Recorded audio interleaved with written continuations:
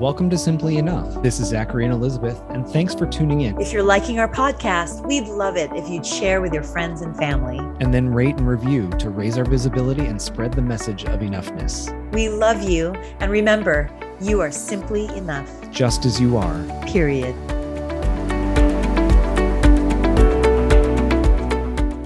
Hello, everybody, and welcome to Simply Enough. I'm Mr. Zachary Linnert. And I'm Dr. Elizabeth Ignacio. Aloha mai kako, everybody. That is Hawaiian for blessings on us all, including Zachary and myself. I know that most listen to us on the podcast as opposed to watch on YouTube, but just in case, I am purposely wearing pink. It might not show through as well on YouTube, but I'm wearing all pink, bright pink. And though I loved the Barbie movie, even though I don't like Barbie dolls, I love the Barbie movie. This is not Barbie pink. I am calling this Maui pink. And this is because, oh my God, I'm already getting tearful. It's worldwide news now, the wildfires that occurred nearly 2 weeks ago throughout Maui. There's three major hotspots, but everybody knows especially about Lahaina, which is an old historic town.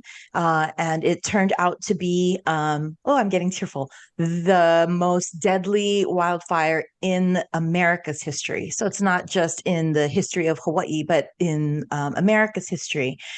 And I live, and Zachary used to live in Honolulu, which is on the island of Oahu. It's literally a 25 minute plane ride, wheels to wheels, or, lift off to touchdown. And the state of Hawaii is very much an island community in that, of course, there is island pride, but there is state pride in that we all feel that we are one entire state of Hawaii. So thank you to everybody. First, may I say thank you to those who reached out to, especially those friends and family on the continent and in Asia, reaching out, worried to see if I was safe, if my family was safe. And we are, because yes, we are on Oahu, so we are not on Maui. And there are also fires, by the way, on the big island of Hawaii. But though we are safe, I have to say that everybody in the state of Hawaii feels a sense of loss and a sense of urgency, and certainly a sense of caring and community, because we are all closely knit here. And literally, if one doesn't have friends or family that live on Maui, certainly just with 1 degree of separation, we know somebody who was devastatingly and tragically affected. Sorry to bring this all down, everybody, but there's a point. So my 1 degree of separation is my longstanding, loyal to the core employee who truly is actually like family and not an employee, and that's Jonna. She is my medical assistant that has been with me for 17 years. So literally, she's been with me for as long as my family has been in Hawaii, and so she saw my kids grow up, and so she's definitely their auntie. And most of her family is in Maui. And specifically, she did have family in Lahaina. And to hear the stories of the Lahaina fires, and I don't know if the stories are reaching people on the continent or in Asia, or maybe they did, and now the stories are just old news, because you know how the media cycles are here in the world nowadays. Everything is just kind of bullet points and sound bites, but this is very real and still very, very lived on a minute-to-minute and day-to-day basis here in Hawaii. But anyway, to hear the stories of how people jumped in the ocean and had to stay there for 6 hours, or for how neighbors lifted a Filipina woman in her 90s and kind of like human barricaded her to protect her and then hold her up above water for 6 hours. The tragedy is powerful and strong, but so is the amazing sense of aloha and spirit of community.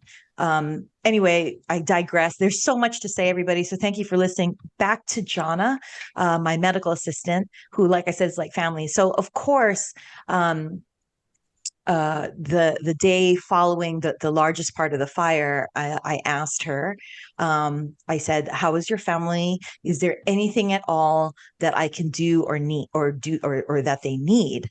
And this is just not a day, not the next day, but a couple days later. But still, it was within just a couple of days. She had already said, no, doc, that's what she calls me. No, doc, my everybody is actually in good spirits. And I said, oh, okay, Pollyanna. Like, I mean, I didn't say that, but that's in my thought process of like, come on, how can you say that they're in good spirits and don't diminish how they're feeling, if it to make us feel better by saying that they're in good spirits. How can one be in good spirits when her family lost two homes? It's not just one, everybody, but two homes within the family. I said, how can they be possibly in good spirits? Like, you don't have to kind of cover for them. And she said, no, those are their words. That's what they're saying to reassure us, the family here on Oahu, that they are literally in good spirits. And I said, how could that possibly be? And she said, it's because everybody is accounted for, nobody is missing, and they're still and they will still be searching for bones in Maui, but at least her family, everybody is accounted for, everybody is safe. And she said, so that is the most important. And I said, okay, well, of course that's the most important, but clearly they must need something. They're houseless right now. What can we send over? And she said, they tell us, the family, this is what John is saying, the Lahaina family is telling us, the Oahu family, that they have more than enough. And I'm just blown by that, especially in our Simply Enough podcast, that literally they said, no, we have more than enough. And I said, how can that possibly be? And she said that the government response, and I'm not getting political, everybody, but the government response is kind of, they must have been, especially on the island of Maui itself, I don't know whether it was deer in the headlights or shell shocked, but there was quite a lack of organization, or at least seemingly. I don't know what happens behind the scenes, but seemingly there's a lot of lack of organization. And the people of Hawaii just rallied, and people jumped in their boats, filled their boats with whatever they could find, and found docks to unload to give to people. Anyway, I know I'm rambling. There's just so much to say. Anyway, so Jana said, so much was given already emergently to her Lahaina family that they even said, no need. We have more than enough. And they actually even tried to share the bottled water, the diapers, the baby formula to their neighbors. And even the neighbors are like, no, more than enough. Who can we share this with? A person who owns a helicopter business on his own somehow managed to find a way to bring in insulin, a month's worth of insulin to these people of Maui. And there's just so many stories that I'm sure aren't getting out to the continent or the rest of the world. There's just so many stories of people just rallying and reflexively and instinctively doing whatever it takes and whatever is needed to take care of others. And I couldn't help but think that is truly the sense of enoughness. For in the midst of all of that, for people there in Lahaina who have lost seemingly everything, to say that they have more than enough, I was going to say leaves me speechless, but obviously it didn't, because I've rambled now for the past 10 minutes, but it's just so powerful.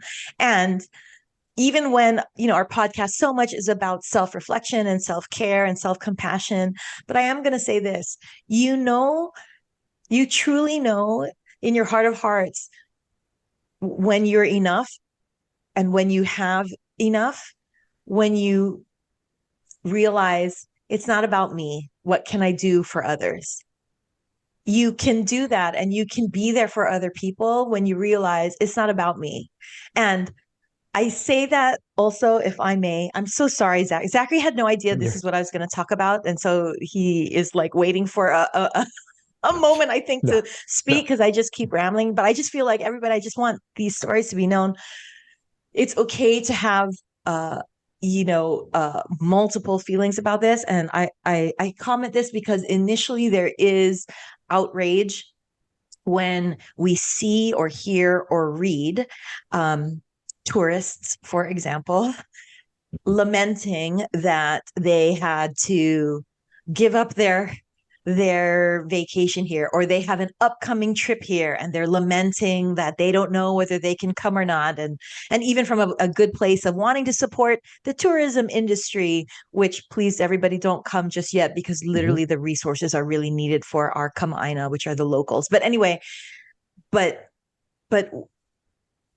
to I have to say, from the state of Hawaii, to kind of see, hear, witness the lamenting of a canceled trip stings a little bit. But I also want to hold space and grace for those people who are lamenting canceling their trips, because this is and was and still will be paradise. And I know and recognize that people save for their lifetime to take a trip to the state of Hawaii, and specifically Maui. Maui is exceptionally beautiful. And so I extend space and grace to those lamenting their loss of what might have been a dream vacation, a much needed respite.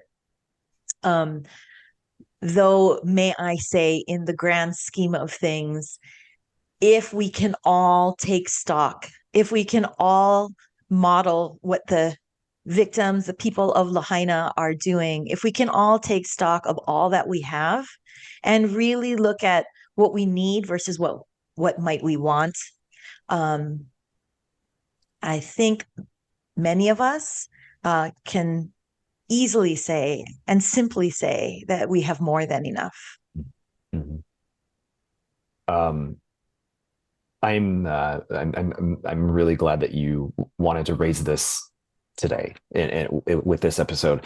It's been pressing on so many hearts, and having been blessed to live in Hawaii for 7 years and to understand what aloha feels like, and to be the recipient of such beautiful true aloha. I have said to many that one of the things that I am the most sad about leaving Hawaii is the people. I've never met people like the people of Hawaii, and to see and read the stories of how they've come together.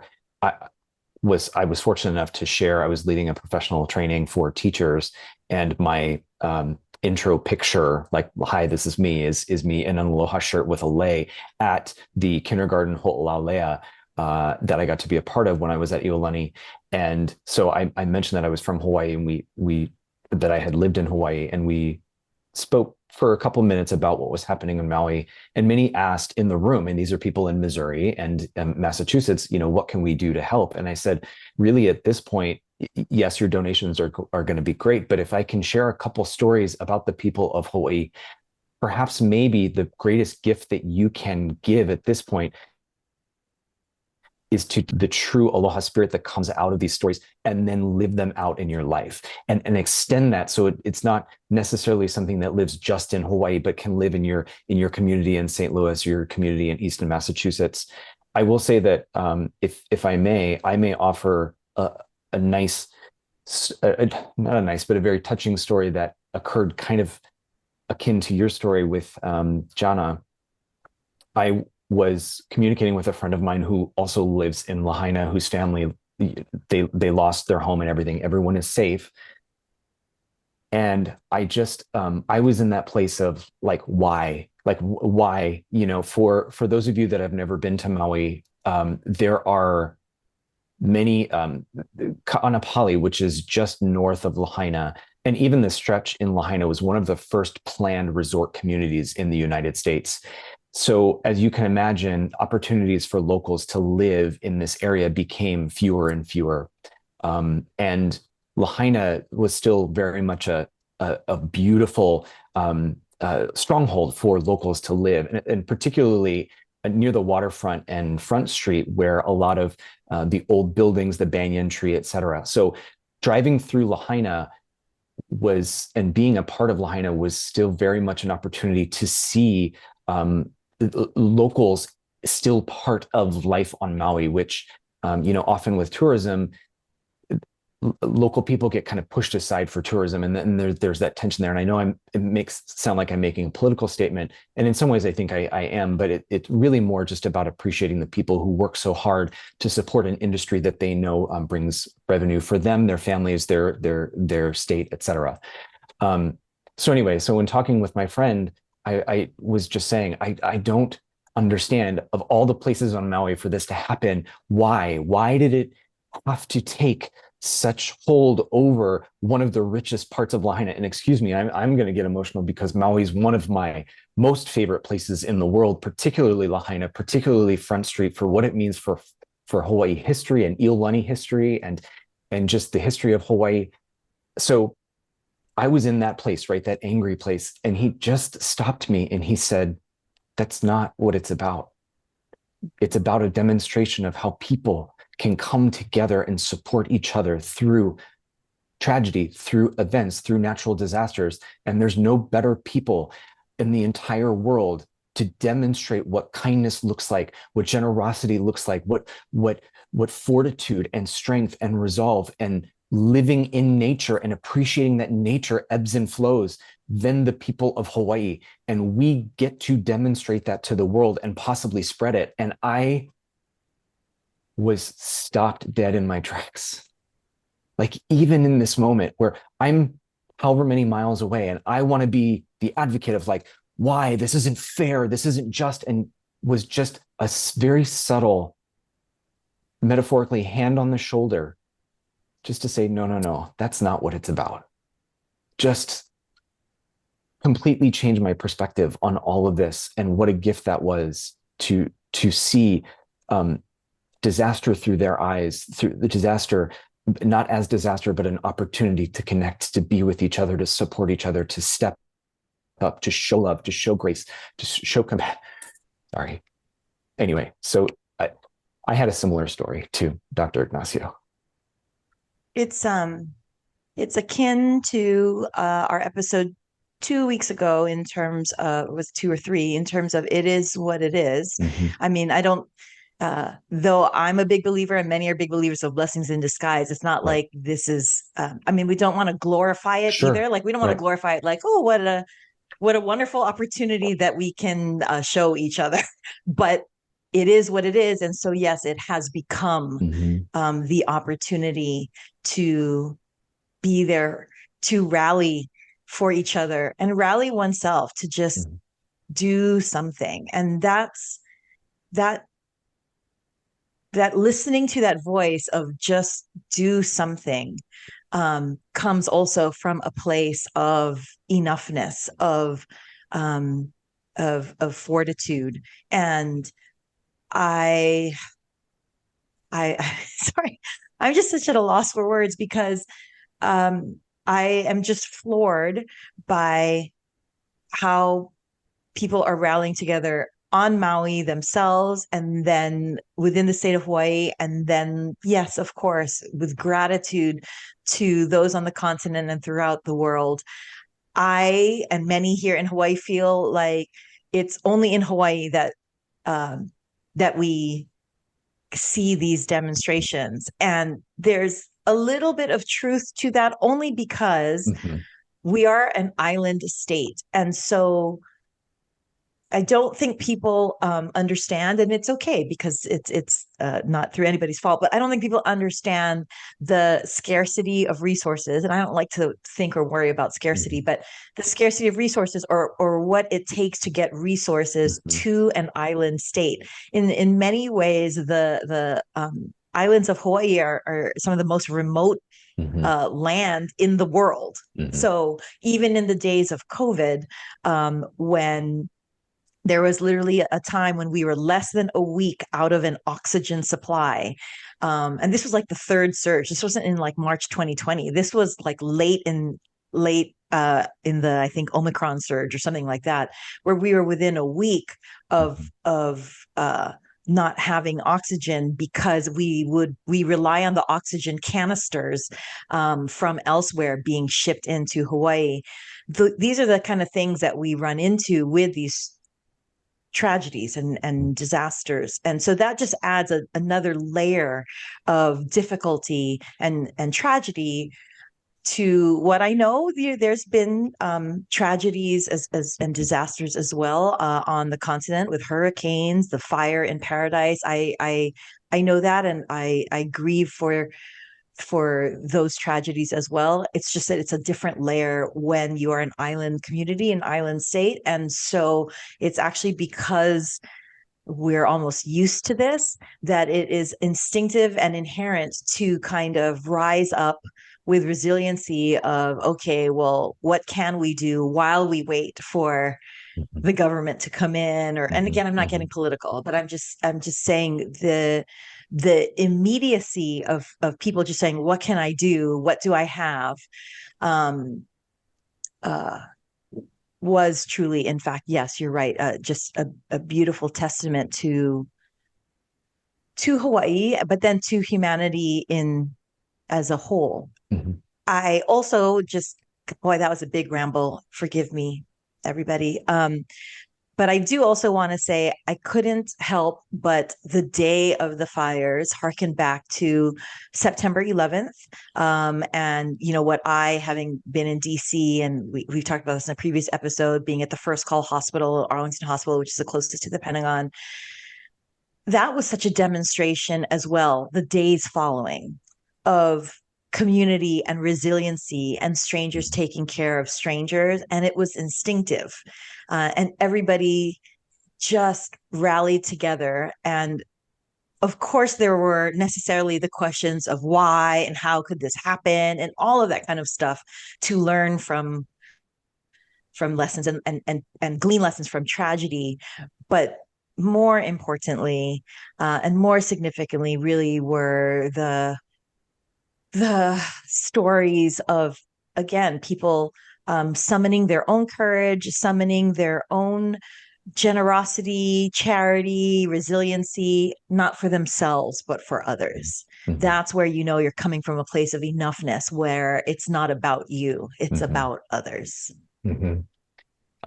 You had mentioned earlier, questions of like, what can I do and what do I have? I read a post, and I can't remember if it was on which of the social media platforms it was, but it speaks to exactly what you're saying there.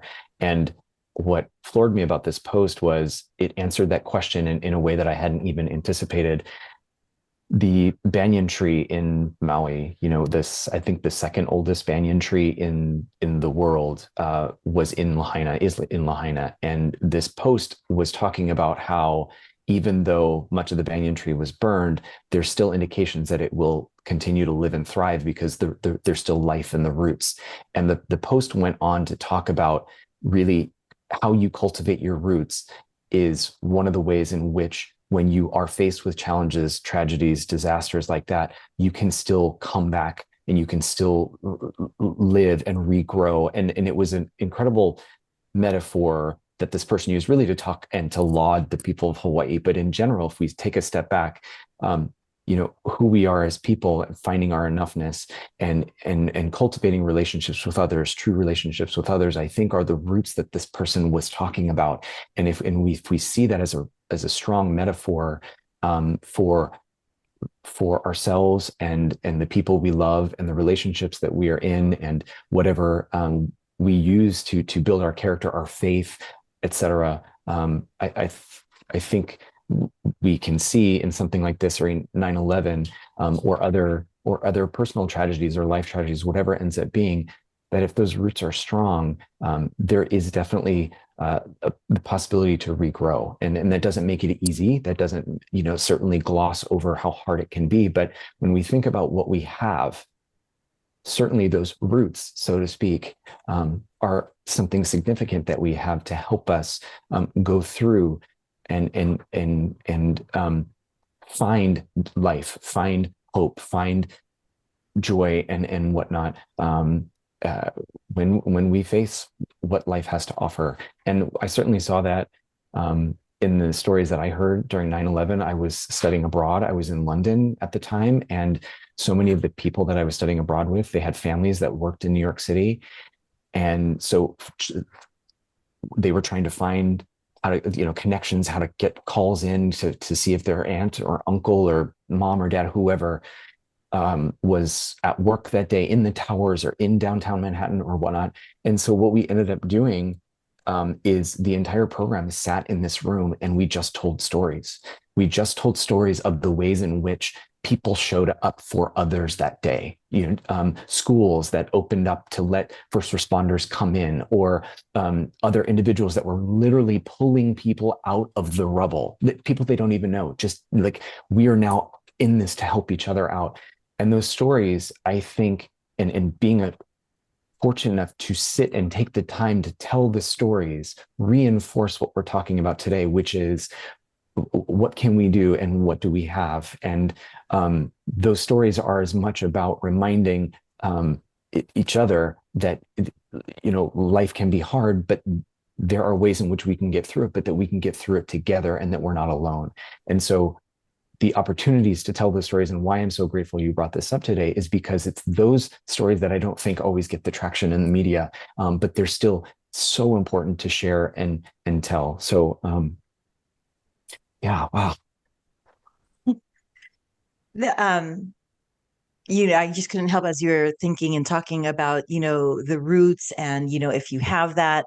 And what Jana and her family taught me in their simple answers of, we're in good spirits, which I tremble every time I retell that story, or I quote them, because it's just so hard to fathom truly Mhm. being in good spirits through this, and yet they are. And it's because they took stock of the roots that matter, taking stock of what they have, which is literally, it's cliche, but it's true: health, family, friends, community. And then with that, you, like rising like the phoenix, Mhm. beauty from the ashes, you can see and know that and build upon that. Mhm. And I I I will have to also say this. Everybody who's listening, please don't forget Lahaina, and don't Mhm. forget Maui, in 6 months, a year, and even beyond that. In that, what another thing that John's family did say to the Honolulu family was, we have more than enough. In fact, we're sharing, and even those with whom we're sharing are also trying to give away. But it's not now. We're sure we will be in need later. Mhm. Mhm. And this is this is going to be something that Hawaii and Maui in particular will be feeling long after the media has left, and there are other things, other Mhm. tragedies to look at and focus on. Know that this is going to be a long time of rebuilding and a long time of need.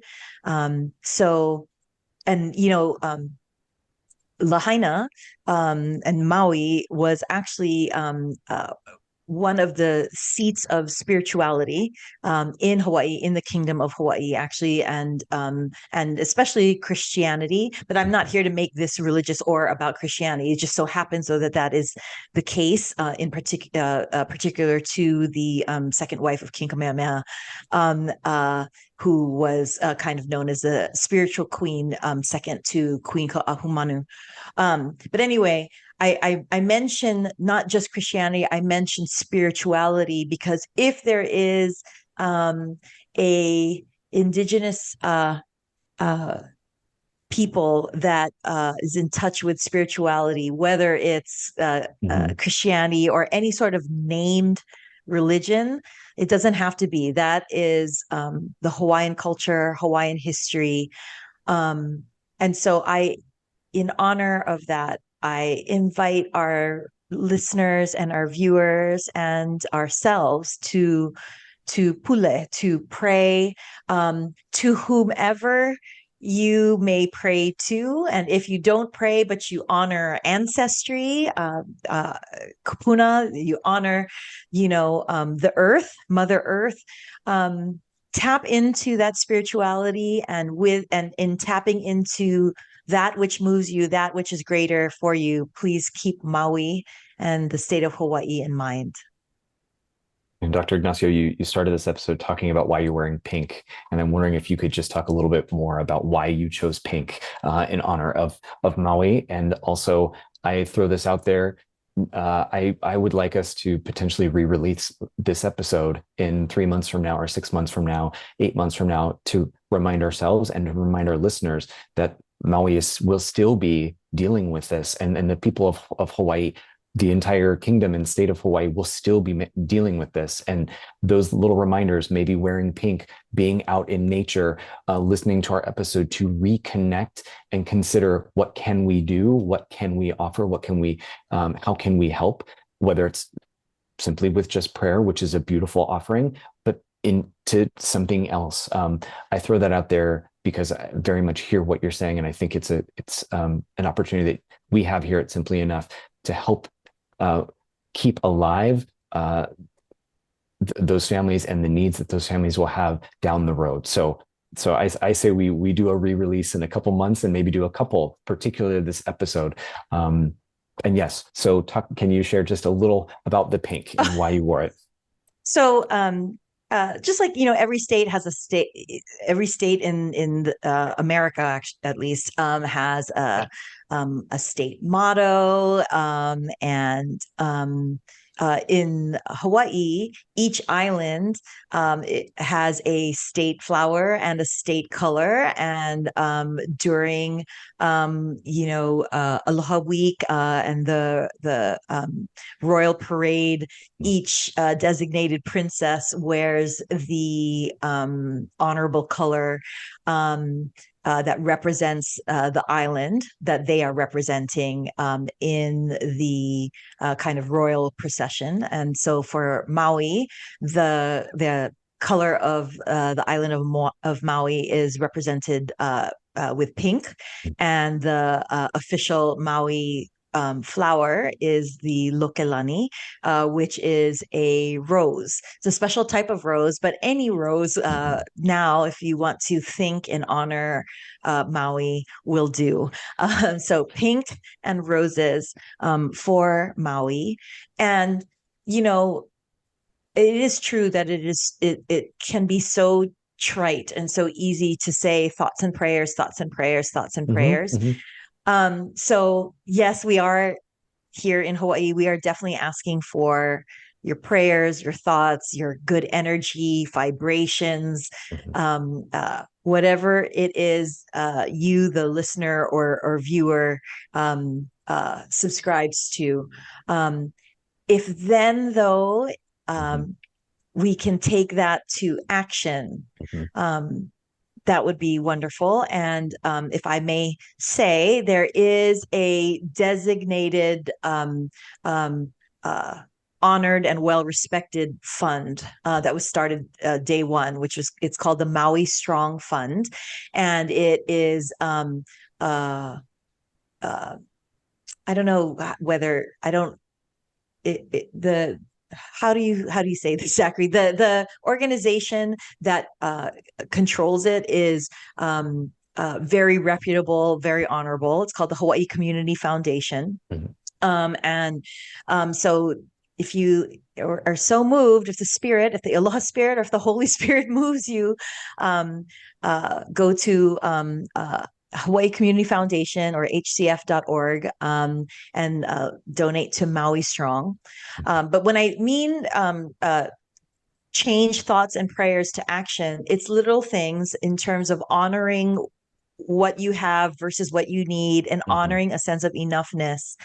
I challenge everybody to consider, do you need that Starbucks this week? Do you need, and I'm guilty of this myself, and this is how I have changed my philanthropy a little bit, in terms of, do I need to surf Amazon yet again just to see what, or do I need to go onto TikTok to see what is the latest in thing? Or how about Mm-hmm. start a Maui jar, Mm-hmm. and when one thinks to go get a Starbucks or Mm-hmm. go get, goes to Target, goes to Target, you can tell I'm speaking from personal experience. That's me, everybody, going to Target, and rather than buying this random thing on a whim, put that money in a jar and then, Mm-hmm. donate that to Hawaii Community Foundation's Maui Strong Fund. Mm-hmm.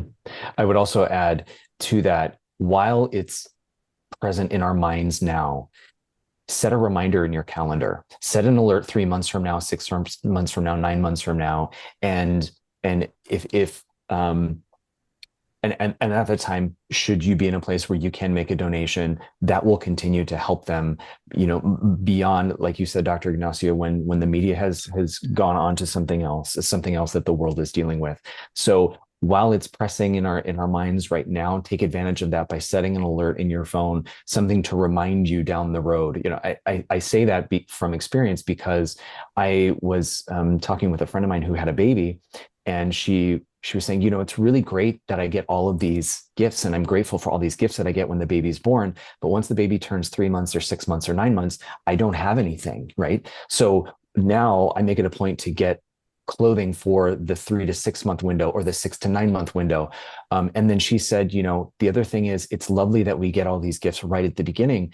But if you remember, a gift then will be just as valuable, even though it doesn't come right now. And she was one that taught me, set an alert, build yourself a calendar out so that it can remind you, it can take you back to this moment. And so that can be another way that we can continue to support the people of Hawaii and Lahaina down the road, instead of just right now, which is okay too. So I'm not judging if that's what you can do is right now, great. But if you want, if you're so inclined to participate in the long-term needs that this community will so desperately need, that is one way you can do it as well.